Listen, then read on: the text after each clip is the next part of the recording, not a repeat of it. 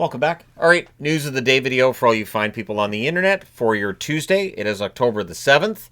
It is, of course, opening night in the National Hockey League. Now, starting at the upper left-hand side of the board, that is normally how these things work. Milan Lucic is going to get a contract, it sounds like, from St. Louis, but not yet, until he's 100% healthy. They're going to keep extending his tryout by 10 days, so just 10 days at a time.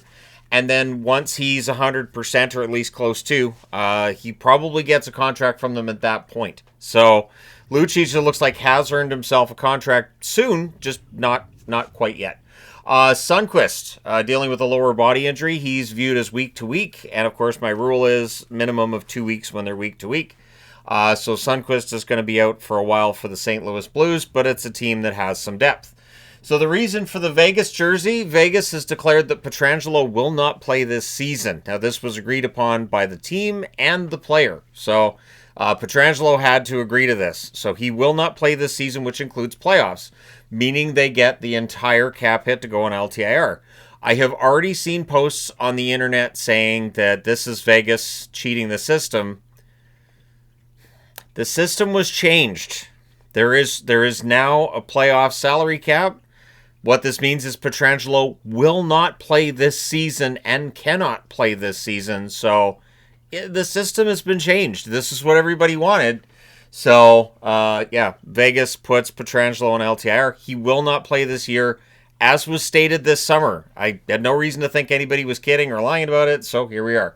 Jeremy Davies waived by Vegas as we continue to see moves being made around the NHL.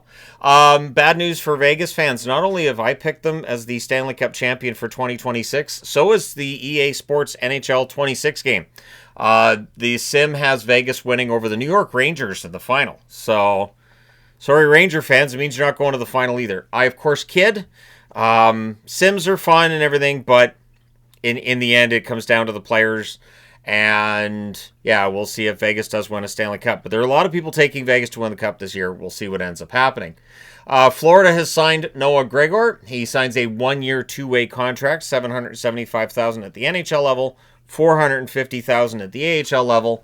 Gregor is a decent depth option, can pass through waivers when need be. So he's not on waivers today, but I wouldn't be surprised if he's on waivers soon. Utah signed Rooney to a one-year, two-way contract, $775,000 at the NHL level, $325,000 at the AHL level, and Kevin Rooney is on waivers today. At their practice today, Liam O'Brien and Barrett Hayden, both at practice in non-contact jerseys. So unlikely to play in that first game for Utah, but crazier things have happened. We shall see how that all turns out. Dallas Stars news. Jamie Benn has been placed on LTIR. Not really a surprise there. This allows them to recall Bischel. So this is where teams are, playing around with the cap and trying to make sure they got room for everything. So Ben being on LTIR doesn't 100% alleviate the cap problems in Dallas. Something I talked about all summer, and we're still here. Dallas with some cap issues. They're right up against it. They also, the Dallas Stars do, they enter the season number 1 on the power rankings for Sportsnet, which, as I mentioned in a video yesterday, I didn't do the power rankings before the season this year. I did do that in previous years. I opted not to do that this year. So the first power rankings will be this Saturday, which we'll post Sunday morning on the channel, but I do them Saturday night. Adam Erne has signed a one-year, two-way contract with the Dallas Stars. We saw this coming. Erne played well in the one Dallas game that I saw. I thought well enough that, yeah, you give him a two-way deal. Maybe you send him down to the Texas Stars and he gets a call-up. Maybe he plays for a while there's injuries, that kind of thing. But Erne has turned his PTO into a contract. So that's pretty good success rate for PTOs this year, to be honest. 3 of them today. Erne, Rooney, Gregor, and Lucic is going to get a contract as well. So eventually, in all likelihood. It is nice to see these guys who go to work and put in the work get those contracts. Brad Treliving, the general manager of the Toronto Maple Leafs, when talked to about Easton Cowan and the fact that Easton Cowan, it appears, will start the season in the AHL, saying that he wants Cowan to play more. He wants Cowan to get a chance to play as many minutes as he can. This is also the reasoning behind bringing in Caden Primo, in that he wants Hildeby to get a lot of starts and have a lot of ice time and a chance to further his development. So the addition of Primo meant to keep Hildeby with the Marlies, and yeah, we'll see how things go once Woll is back. But in terms of when Woll is coming back, we don't know as of yet. Tree Living saying that he's trending in the right direction and things look good for Woll, but no word yet on when he's going to return. For the Toronto Maple Leafs, he is starting his brand new contract this year is Woll. So the earlier he's back, the better for Toronto, I would think. Although Primo should be okay for a short period of time, I would think, as the backup. It just means Stolars is probably going to play a ton. So Kent Hughes, general manager of the Montreal Canadiens, says the goal this year is another playoff appearance. He also talked about Lane Hutson and the lack of an extension at this point. Says he's not stressed about it. Brings up how many years of control they still have when it comes to Hutson. And he's not wrong. But I do think that Hudson's asking price will go up as the season goes along. Because Lane Hutson looked pretty good in preseason from what I saw of him in the preseason as well. So I don't think his asking price is going to drop once we get into the games that matter. I think Hudson's the real deal. The Vancouver Canucks are set to call up Mancini. They may very well have called him up by the time this video goes live because P.O. Joseph, who they picked up in the offseason, is going to be placed on injured reserve, and Mancini will be called up to take his place. So it's just one of those player going on IR, another player being brought up. If you've wondered whose jersey was the best selling in the National Hockey League this past season, it would be none other than the goal champion, Alex Ovechkin. He leads the way as the number one best-selling jersey of last season. Bedard, number 2. Matthews, number 3. McDavid, number 4. Crosby, number 5. McKinnon, number 6. Jack Hughes, number 7. Marchand, number 8. Pastrnak, number 9. And Makar, number 10. How many of these do I have? I have an Ovechkin. I have a Matthews. I have a couple of McDavids. I know I have a couple of Crosbys at least. I have a McKinnon. Don't have a Hughes. I have 2 Marchands. Do I have 2? I have 1 Pastrnak. I do not have a Makar. So, I have some of them. All right. Moving on to the second column of news today. As it is early in the season, so we're probably going to see a lot of boards like this early on. Zach Hyman has been placed on LTIR by the Oilers. That was expected and allows them to call Tomashek back up. So Tomashek, who we expected to be on the roster to start the season, that will in fact be the case. The Winnipeg Jets, hopeful that Jonathan Toews will be good to go for the season opener.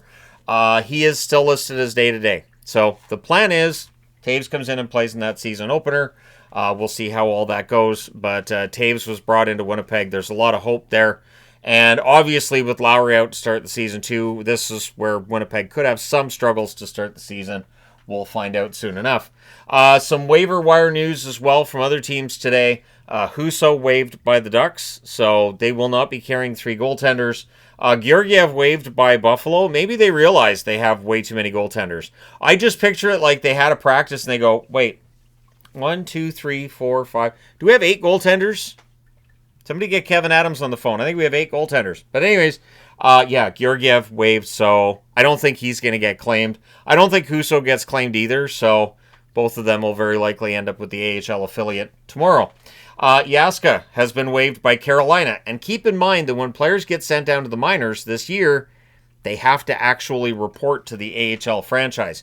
You can't just do it on paper and then keep the player with your team and then recall him a couple of days later. So I think up until October 15th, I think that changes to being the rule. Up until October 15th, I think they can still do the paper transactions, but it's going to get interesting when it comes to players being sent down. For some organizations whose AHL affiliate is nowhere near the parent club, that's going to make things a little more difficult, a little bit stickier. So we'll see how often waiver wire stuff is taking place and how often players are being sent down when that rule does change. Pittsburgh, so news for tonight. Shelovs gets to start for the opening night. So to me, that says Shelovs is seen as potentially being the starter. Maybe Dan Muse deciding that Shelovs gets this start and the next one would go to Jari. But I think it's a pretty big statement for Shelovs to get the start for that opening night tonight at Madison Square Garden. So I do wish Shelovs all the best. He did help Abbotsford win the Calder Cup, and by help, I mean put him on his back and drag him to that Calder Cup. So I wish him all the best. I do. And if Pittsburgh ends up going 82-0 and Shelovs is the goaltender the whole way, I'd probably be pretty happy for Shilovs if that was the case. I don't think that's going to happen. But we'll find out starting tonight. As of right now, all 32 teams are undefeated. All 32 teams have not trailed for a single moment in a game, and all 32 fan bases have some level of hope. Some level of hope meaning some have a lot and some have just a little bit, but that hope is there, and it's one of the reasons that I love this time of year. So let me know your thoughts in the comment section below, as always. Hit like and subscribe in the event you may not have done so already. Thank you guys so much for all your support. It's greatly appreciated. I will talk to you again soon.